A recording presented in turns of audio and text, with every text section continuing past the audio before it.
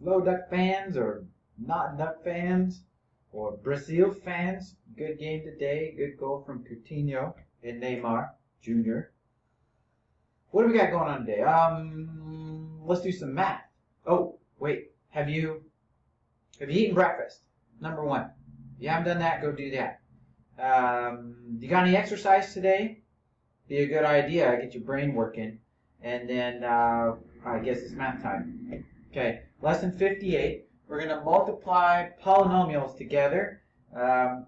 This is a skill that you can use a lot in math, especially problems like this right here. You can use it over and over and over and over and over and over and over and over and over and over and over and over and over and over and over and over and over and over again. In fact, you got these two skills right here, expanding and then factoring, which we did in the last lesson, that are basically opposites of each other that you need to know how to go back and forth between the two of these things over and over and over and over and over and over again. Factoring is going to be good when we have a y equals and we want to have things down in factored form in order to solve for x. Expanding, which is basically what we're doing, or using the distributive property, is a way to put all that back together and get your polynomial. And that'll be helpful too sometimes to see things that are going on.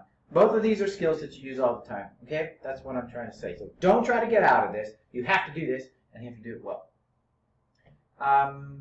Right. So basically, we're going to be playing around with the distributive property.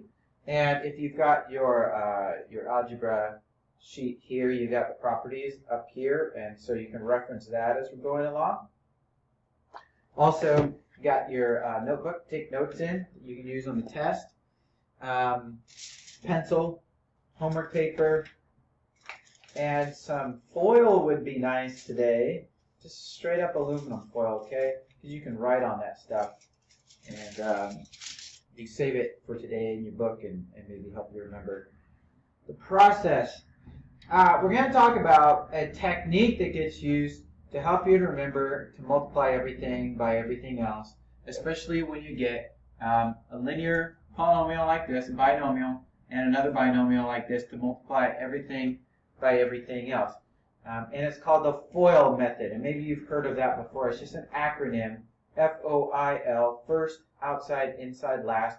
You can see it in your book on page 377. It gives the whole thing. I want to show you that, but I also want to show you another way to do it to help you keep track of everything when it gets beyond foiling, when it gets to something like this, and where everything in this polynomial has to get multiplied by everything in that one. Okay, that's actually 6 different things that you have to do and combine stuff after that. And I want to give you a way to keep all of those bits of information in order. So actually, maybe I'll show you 3 different ways to do this. I only have like 12 minutes to go, so I better get a move on it.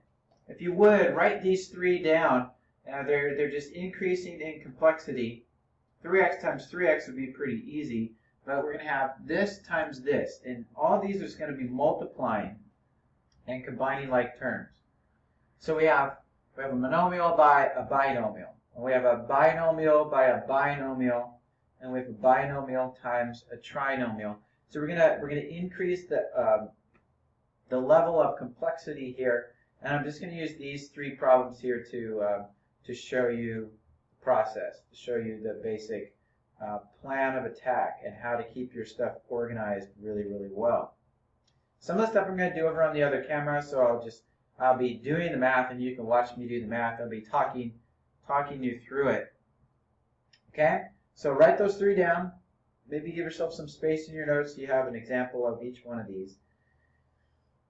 But again, the point here, the main thing you want to remember is that using the distributive property with this is that we're multiplying. This is a factor, and this is a factor, one factor in parentheses with 2 parts.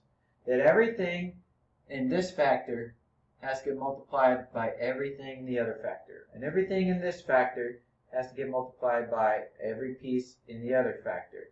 That's 4 things. And here we've got 6 things. Everything has to get multiplied by everything else because those parentheses are there. Parentheses means multiply. So let's start with that first one. I'm going to move over to the other camera and work these problems out for you on the screen. Okay, here's the first one. Pretty low level complexity here, but we have a monomial 3x, and we have, whoa, jumping pins. We have a binomial x plus 2. And what we can't do is we can't just go 3x squared plus 2 and think that we're done. Because that, again, that parentheses means multiplication. And so this whole thing has to get multiplied by 3x. We have to do that one step at a time, but we're going to do this multiplication, and then we're going to do that multiplication. So this is 3x times x and 3x times 2. So that is one way to kind of look at it, that's what we're going to end up doing here. It doesn't matter what the pieces are, that's how it's going to work. And so we'd end up with 3x squared, and then 3 times 2 times x, 6x. So maybe you're thinking like, well, in the last thing we were trying some factoring here, and you know that you got the factors 3 and 2 in here, so you can almost imagine pulling this thing back apart and finding the common factor here of 3x in there. So there's that, but let me break it up in a different way. I'm going to make some parallelograms here, rectangles, and on the top here I'm going to go x and 2, and on the side here I'm going to put 3x. Now it's set up like you did your multiplication tables back in the day, where maybe you had 2 and 3, and over here you might have 4, and you know that in here we go 4 times 2 is 8, and 4 times 3 is 12. And so if you had something that was 4 times 2 plus 3, you could actually write it like this and get it all done and come up with a sum of 20. And of course you know that already because 2 times 3 is 5 and 5 times 4 is 20. But you can see that all the parts are taken account for. So the same thing is true here when we have polynomials. X times 3x would go right here, and 2 times 3x goes right here. And those two are just combined, and there's your answer. Now that's pretty simple for something that's just 3x times x plus 2. But when there are more parts, it gets more complicated and it gets harder to keep track of everything. So let's look at the second one, where we've got a binomial times a binomial. And it was x plus 2, x plus 3. So the book shows you what they call the FOIL method. And it's just an order for how to go about doing the multiplication. And I'm going to call it the firsts instead of the first, because it's the firsts of each of these binomials. And then we do the ones that are on the outside, and that would be x and the 3. They're on the outside of the parentheses here. Then we have inside, which would be these two right here. And then lasts, which would be the 2 and the 3. So what you have here is when you multiply the firsts, you get x times x. When you multiply the outsides, we're going to remember to add these. The outsides, you get 3 times x, or x times 3 if you want to keep it in order. Then in the middle here, the insides, 2 times x, and the last ones, 2 times 3. Now I'm lining that all out, and eventually you just do that kind of in your head and you can write the answers down, but I want to just keep track of all the pieces here. And with them like this is a very common setup for quadratics and for parabolas. You're almost always going to have that these middle pieces will match and you need to combine them. So you end up, all the multiplying gives you 4 parts, but you can combine those middle parts into 5x. 3x and 2x, those are like terms. And here's our final result. We have a trinomial that's quadratic. It has power of 2 in there. Now that's fine. And FOIL is nice because it's I guess it's easy to remember, right? But I want to let you know that last inside outside first works as well, and so does last inside first outside, and so does outside inside last and first, and FLOI, Floy might come in handy. Now all those work. If I did Floy, I get firsts, I get the lasts, I get the outsides, and I get the insides, and what's the insides? 2x, and still all the four parts are there, and you just have to keep track of them and put them in descending order of powers. So x squared and 5x and 6. It all still works because this is the distributive property. It's just FOIL is easier to remember. Now I actually do have some FOIL here, and it's probably hard to see on here, but what I've done on that is I've made my rectangle thing and written it like this. X plus, x plus 3.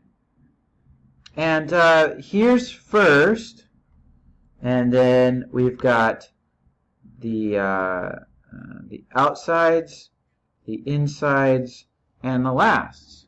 You can see if you multiply the things together, you get x and x is x squared, x and 2, we get 2x, we get 3x, and we get 6. And the only thing we really have to take care of is that this one here and this one here are going to be like terms.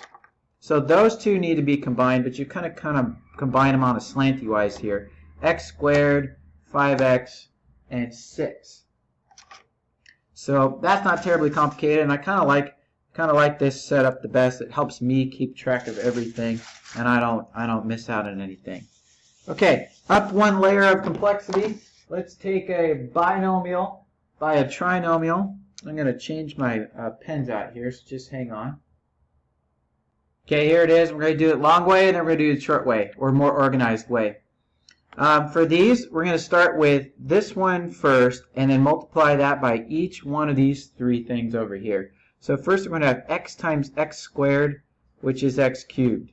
Then we're going to go x times 3x, which is 3x squared. And then we're going to go x times 2, and we'll get 2x. I'm going to go to this one now and multiply that one by each of these three parts. And what I'm going to do is I'm going to make sure that I put them in columns with their like terms. For instance, the first one, 7 times x squared, is 7x squared. I'm going to put it right here to keep it in a column with that one. 7 times 3x is plus 21x. I'm going to put that right here. And then 7 times 2 is 14. So now when I go to combine all this stuff, I can combine them down in columns. X cubed and 10x squared and 23x and 14. If you want to, you can go back and watch that one again, but everything's in its column, and you can just add these things straight down or combine them straight down and get your polynomial that's in the correct form. Now I'll show you the same exact thing with the grid, okay, and show you how I like that one better. Same problem. Now I got a grid. I put the trinomial on the top and the binomial on the side, but it doesn't matter as long as you have the right dimensions for your grid. And now you start doing the multiplying like multiplication tables. X times x cubed squared is x cubed. X times 3x is 3x squared. X times 2x, or x times 2 is 2x. Then we got 7 times x squared. We got 7 times 3x. And we have 7 times 2. We have all the same parts, and we're just going to start listing them in order. So first it's x cubed, and then these two are like terms. So that's 10x squared. And then these two are like terms. And then we've got that one down there at the end. Same answer, different process. Now if there's a minus in there, just treat it like, if this was x minus 7, treat it like this on the side and just multiply that negative through. Keep track of it that way. Now that's all I got for that. If you got questions, leave comments in the comment section below.